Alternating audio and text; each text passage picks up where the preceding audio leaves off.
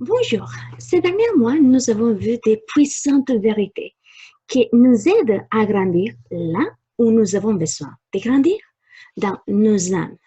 Et mon souhait, c'est que toi et moi, nous pouvons avancer, y aller d'avant, de plus en plus dans cette amitié avec le Saint-Esprit. Et je ne sais si tu connais déjà quelle est ta véritable identité en Christ. Mais laisse-moi te parler de la façon comment ça m'a aidé à moi à me positionner dans cette véritable identité, à me positionner dans toutes ces bénédictions et pouvoir profiter de jour en jour de l'amour de Dieu d'une manière tangible, de ses promesses et de toutes ces choses-là que Dieu nous a déjà données à chacun d'entre nous quand nous l'avons comme notre Seigneur et Sauveur. 1 Corinthiens chapitre 6, verset 19 dit ceci. Vous ne vous appartenez plus, car le don de Dieu, l'Esprit Saint, vit dans votre sanctuaire. Ceci, c'est dans la version La Passion. Et beaucoup de fois, nous avons appris, personnellement, moi, j'ai appris que si ça nous arrive quelque chose, c'est parce que Dieu est en train de nous punir. Dieu est en train de nous donner quelque chose parce que nous le méritons. En fait, nous avons sémé et ce que nous sémons, nous récoltons. C'est-à-dire que j'ai sémé des mauvaises choses et ces choses mauvaises, je les récolte. C'est ce que j'ai appris et je m'imagine que peut-être toi aussi, tu as appris ça. Que toutes ces choses qui t'arrivent dans la vie, c'est parce que tu le mérites.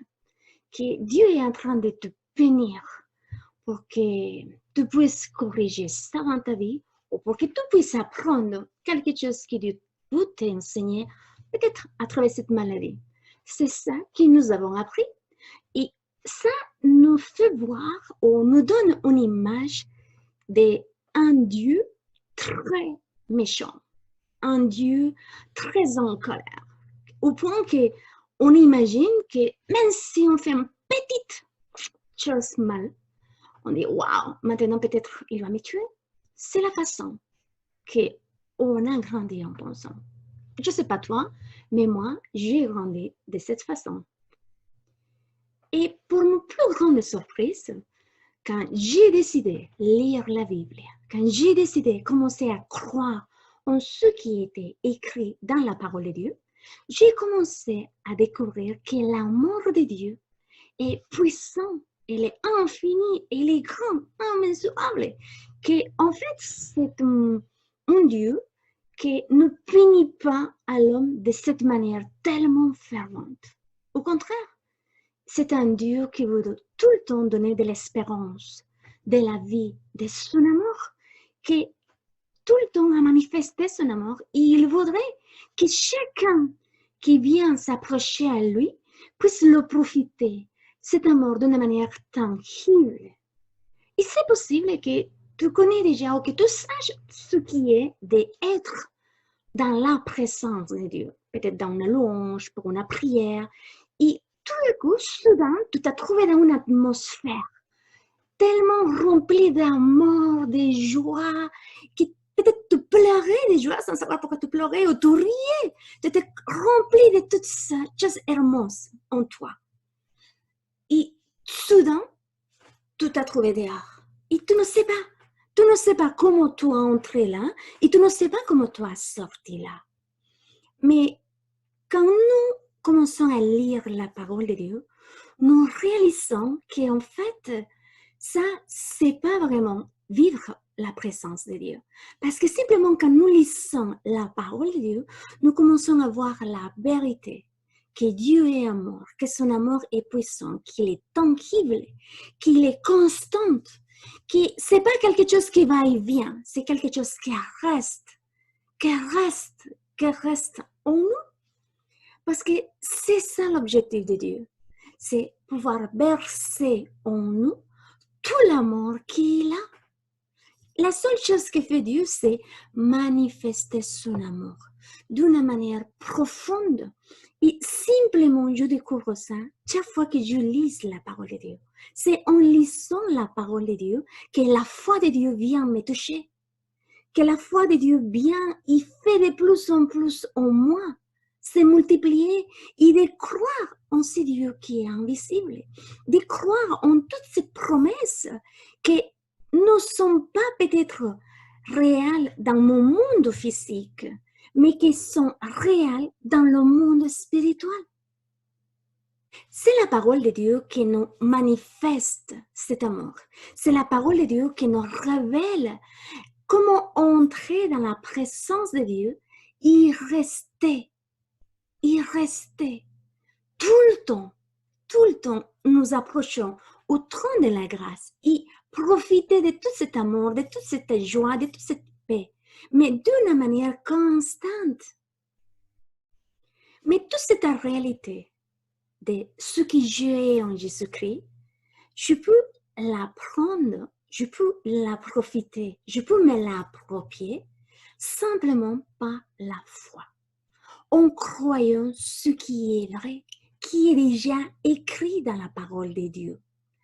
Et quelque chose qui dit en 1 Thessaloniciens 5, 23, c'est une prière tellement puissante, une prière féroce, ténace que faisait l'apôtre Paul, c'est que chacun de nous puisse découvrir ce que nous sommes, ce que nous avons en nous, et dit ainsi que le Dieu de paix vous sanctifie lui-même tout entière et que tout votre être, l'esprit, l'âme et le corps, soit conservé irrépréhensible lors de la venue de notre Seigneur Jésus-Christ. Vous savez, cette verset-là, cette écriture, c'est la façon comme Dieu a utilisé pour nous révéler, à travers l'apôtre Paul, notre vérité, cette vérité spirituelle, que nous sommes d'avoir un esprit qui a une âme et que cet esprit avec cette âme est contenu dans un corps. Quand nous croyons en cette réalité, quand nous croyons en ces paroles qui est écrites, ça va nous aider à vraiment voir l'amour de Dieu, à pouvoir accepter que Dieu vraiment nous aime, nous donne une liberté pour dire Dieu, il m'aime. Parce que nous commençons à nous réaliser ou à nous remarquer qu'en fait, Dieu ne se relationne pas avec nous par rapport à nos apparences, par rapport à ce que je sens dans mes émotions. Car Jésus-Christ nous a remarqué quelque chose. En Jean 4, 24, Dieu est esprit. Et ceux qui l'adorent, il doit l'adorer en esprit et en vérité. Quand je réalise que la parole de Dieu, c'est la réalité, c'est la vérité, que j'ai un esprit, que j'ai un âme, et que ces deux choses-là, elles sont contenues dans un corps, je commence à croire. Et je me donne l'opportunité de pouvoir toucher d'une manière tangible l'amour de Dieu pour moi. Quand nous lisons la parole de Dieu, c'est la parole de Dieu qui nous révèle, qui nous montre que Dieu nous aime pour nos apparences. Il n'a pas besoin de ça pour nous aimer. Il n'a pas besoin de voir que nos émotions, nos sentiments ils sont remplis de plein de choses pour nous aimer. Il nous aime, même quand nous étions encore dans le péché. Même si on se trouve maintenant dans le péché, rempli de saleté. Dieu ne se relationne pas avec nous pour ce que nous sommes, physiquement ou émotionnellement. Il se relationne avec nous dans l'esprit, pour ce qu'il y a dans l'esprit de l'homme, né à nouveau en Jésus-Christ. Et regardez l'exemple du roi David. Quand le prophète Samuel venait à roi, le nouveau roi, en fait, même son père n'a pas pris en compte David parce que son père voyait que c'était une adolescente et que simplement elle s'occupait de les moutons. Mais Dieu l'avait déjà dit au prophète, ne regarde pas l'apparence parce que vous les hommes, vous regardez ça. Mais moi, Dieu, je regarde le cœur de l'homme. Et c'est vrai, Dieu est vu dans le cœur né à nouveau. Et c'est de cette manière que la parole de Dieu nous révèle chaque fois que nous lisons, quelle est notre véritable identité? Quand je décide d'accepter ce qui est écrit dans la parole de Dieu, qui dit que je suis un esprit, que j'ai un âme et que j'ai un corps, mon âme, c'est tout ce qui est rempli par ma pensée, par mes émotions, que c'est mes sentiments et par ma volonté. Cette partie spirituelle, pour beaucoup d'entre nous, c'est pas trop facile de la comprendre parce que, en fait, il faut savoir que mon âme est liée d'une manière très étroite avec mon corps. Pourquoi je vous dis ça? Par exemple, si quelqu'un vient me toucher de mon dos, et même si je suis en train de regarder une autre direction, je sens que quelqu'un m'a touché. Je peux sentir dans mon corps si je suis malade, si j'ai un douleur, si j'ai la chaleur, si j'ai froid, si je suis fatiguée. Et si quelqu'un vient, il me dit des paroles blessantes, des paroles méchantes, dans mon âme, dans mes émotions, ces paroles vont me toucher, je peux le sentir. Ou si quelqu'un me dit des paroles d'amour, paroles de joie, paroles qui me font encourager, dans mon âme, dans mes émotions, je peux le sentir. Parce que mon corps et mon âme, ils sont très liés par les 5 sens. Je peux sentir les choses. Mon âme domine mon corps pour ce qu'il voit, ce qu'elle entend, ce qu'elle sent, ce qu'elle touche, ce qu'il parle. Donc, mon corps, elle peut être vue dans un miroir. C'est pour ça que par beaucoup d'entre nous, la partie de l'esprit, cette troisième partie, c'est pas facile parce que c'est pas évident. Nous ne pouvons pas la voir, nous ne pouvons pas la toucher, nous ne pouvons pas la sentir. Mais il est là.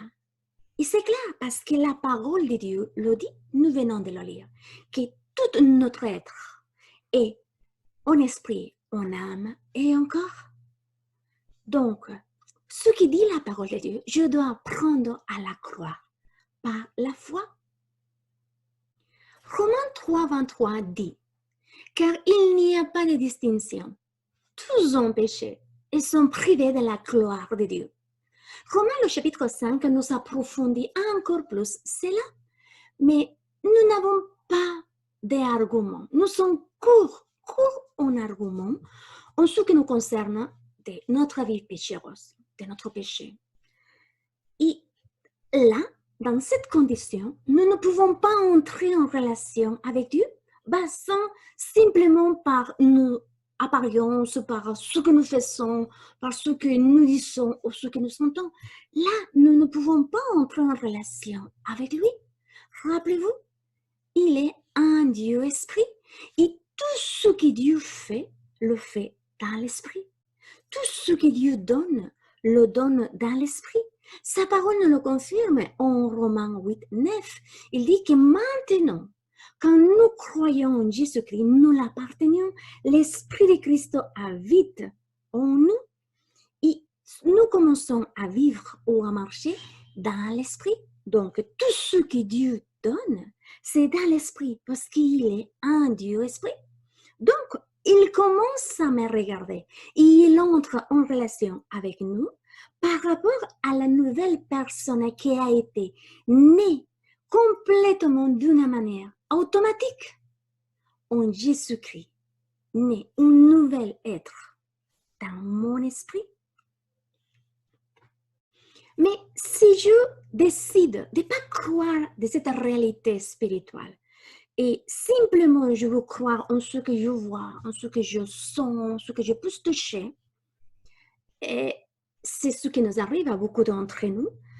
Donc, la seule chose que je suis en train de faire, c'est que ce que je suis en train de ressentir, ce que je vis dans l'apparence, je regarde, je vois dans l'apparence, je voudrais la emboîter et faire que ça rentre avec ce qui dit la parole de Dieu.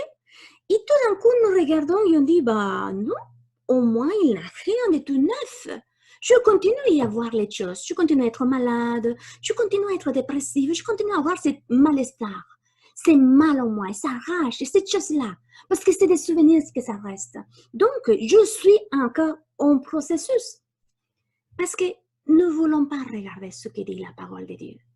Mais si nous regardons vraiment par la foi, nous voyons que notre esprit, c'est le lieu qui est vraiment transformé, complètement, à venir être nouveau.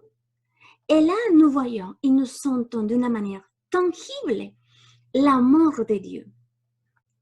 Et la Bible, il nous fait comprendre que là où je suis en train de parler de mes émotions, de mes pensées, de ma volonté, c'est justement ça, mon âme. La Bible me fait comprendre que mes actions sont exprimées dans tout ce que je fais d'une manière physique. Et la Bible me fait comprendre qu'il y a une troisième partie de moi qui est complètement esprit. 2 Corinthiens, chapitre 5, 17 nous dit, si quelqu'un est en Christ, il est une nouvelle créature. Les choses anciennes sont passées. Voici, toutes ces choses sont devenues nouvelles. Il y a une nouvelle création. Il a déjà arrivé. Quand nous recevons à Jésus-Christ comme notre Sauveur, à l'instant même, nous venons à être une nouvelle création. Quelque chose de nouveau s'est créé dans notre esprit. Ça n'a pas arrivé dans notre pensée, ça n'a pas arrivé dans mes émotions, ça n'a pas arrivé dans mon cœur, parce que peut-être j'étais un peu enveloppée. Et la seconde après, je continue à être enveloppée. Peut-être j'avais des pensées dépressives, des pensées méchantes, des pensées tristes. Et après, le minute après, ça continue à être ça en moi. J'ai gardé ces mauvais ou bons souvenirs. Mais mon esprit, cette partie-là où je ne peux pas la voir, je ne peux pas la toucher, je ne peux pas la sentir, celle-là a eu un changement, a été radicalement créé, instantanément est venu être une nouvelle création.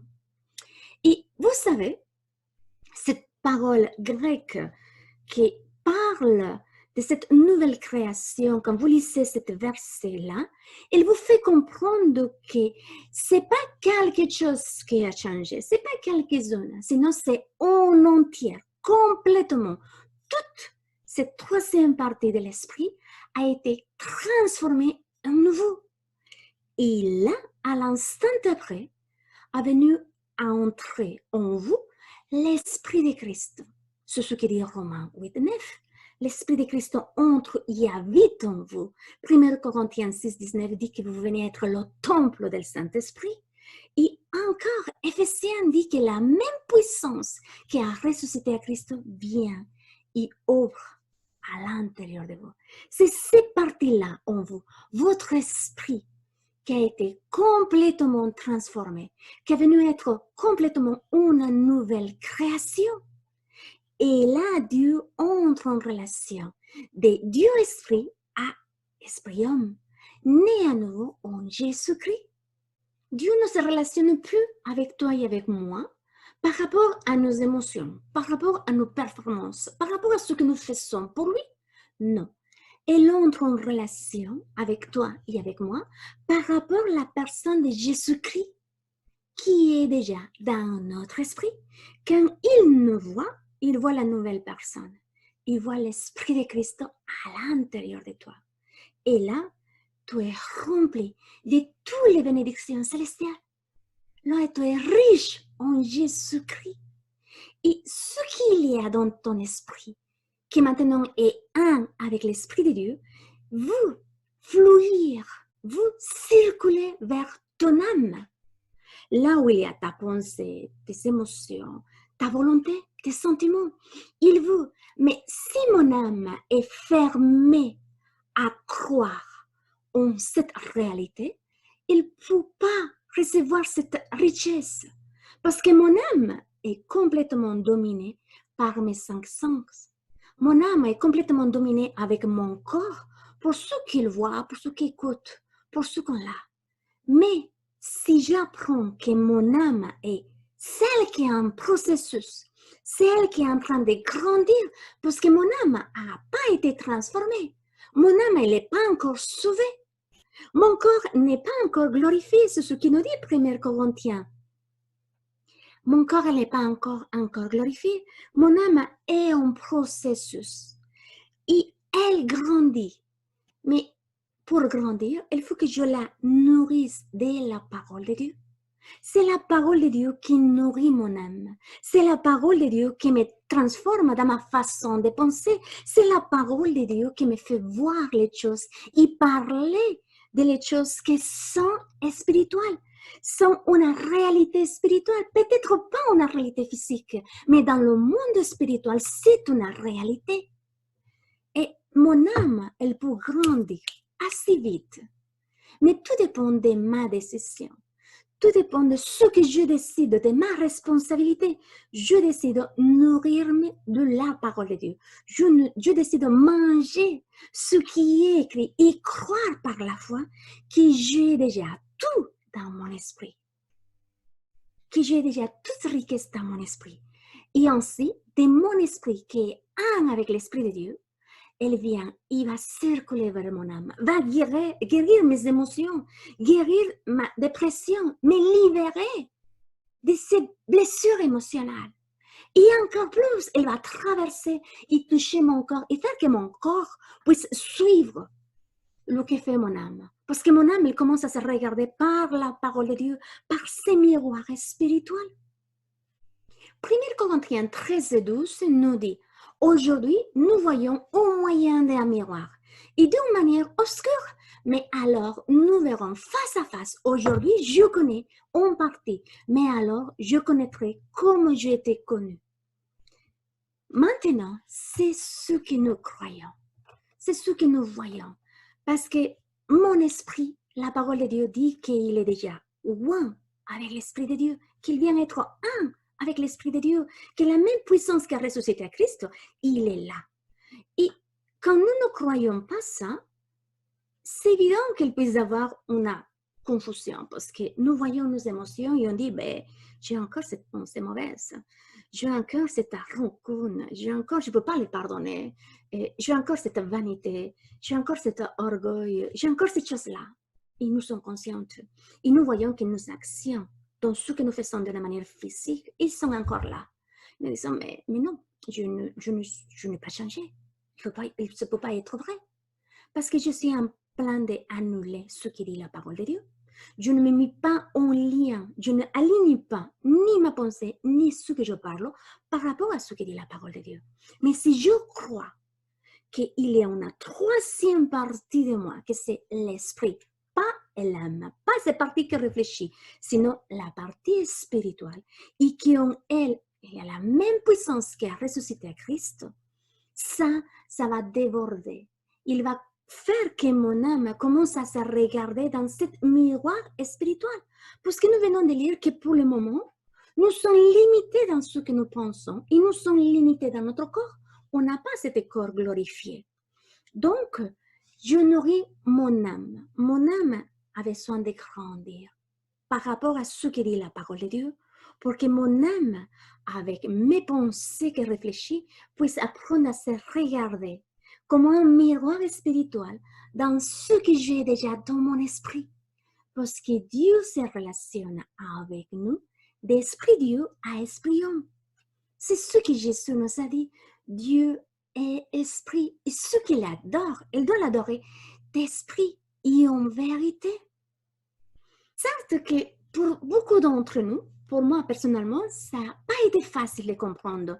C'est parti de l'esprit. Parce que beaucoup de fois, comme je vous ai dit avant, on ne peut pas l'avoir. C'est intouchable. On ne peut pas le sentir. Ces paroles esprit apparues dans le Nouveau Testament. Et en fait, elles proviennent du mot grec pneuma, qui, selon la concordance Strong, dans la 4e définition, dit ceci,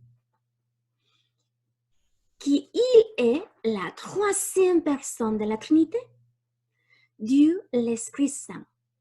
Le caractère ou l'influence qui remplit et gouverne l'âme de chacun, la source efficace de tout pouvoir et affection émotionnelle, désir, et etc. Et voici le point. que si nous ne croyons pas que nous avons cette partie spirituelle, nous pouvons peut-être mourir sans jamais profiter de tout cet amour, de toute cette joie, de toute cette richesse, de toute cette guérison que nous avons déjà dans notre esprit. Parce que si toi, tu es déjà né à nouveau, Jésus-Christ habite à l'instant même en toi. Tu es oint par le Saint-Esprit. Le Saint-Esprit vient et habite dans cette troisième partie de toi. Et tu es le temple du Saint-Esprit. C'est-à-dire que cette troisième partie de toi se trouve dans une fête continue, constante. Il disfrute, il savoure, il se nourrit de tout ce que Dieu lui donne parce que la même puissance qui a ressuscité à Christ, dit Éphésiens chapitre 1, verset 19 et 20, il est en toi. Il ouvre à l'intérieur de toi. Mais mon âme, elle ne peut pas profiter de ça parce qu'il ne croit pas, parce qu'il ne grandit pas, parce qu'il ne se nourrit pas de la parole de Dieu, parce qu'il veut continuer à penser comme elle veut, parce qu'il veut continuer à être dominé et dominer mon corps physique pour ce qu'il voit, pour ce qu'il sent, pour ce qu'il touche. C'est seulement la parole de Dieu qui nous amène à voir cette réalité spirituelle, parce que Dieu est esprit et il entre en communion avec nous, pas par mes émotions, pas pour cette douleur de cette maladie physique, non. Pas pour ce que je fais, même dans l'église, non. Il rentre en communion avec moi pour ce qu'il y a en moi.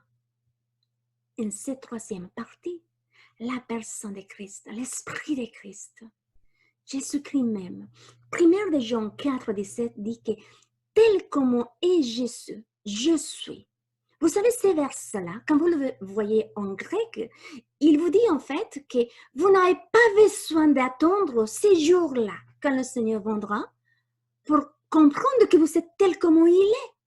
Dès maintenant, vous pouvez commencer à comprendre et à croire et à voir que vous êtes tel comme il est. Et simplement, c'est par la foi, quand je accepte ce qui est écrit, que je suis déjà un avec lui, dans mon esprit, dans cette troisième partie de moi, pas de mon âme. C'est pas que je suis en train de nier la vie qu'il y a dans mon âme. Je crois parce qu'elle est remplie d'émotions et de sentiments. C'est pas que je dois nier mes émotions ou mes sentiments. Non. Sinon que je dois apprendre à les contrôler par la parole de Dieu. Je dois apprendre à que mon âme apprenne à se regarder dans cette miroir spirituel, dans tout ce que j'ai déjà dans mon esprit, que c'est la même puissance qui a ressuscité à Christ. Rappelez-vous ce que nous a dit Jésus-Christ en Jean 3, 6, que ce qui est né de la chair est chair, et ce qui est né dans l'esprit est esprit. Tout ce que Dieu fait, le fait dans l'esprit, par l'esprit. Et si vous ne connaissez pas encore Jésus, je vous invite à ouvrir votre cœur. Simplement, là où vous trouvez, parlez avec votre bouche. Il faut que les mots sortent de votre bouche en croyant dans votre cœur.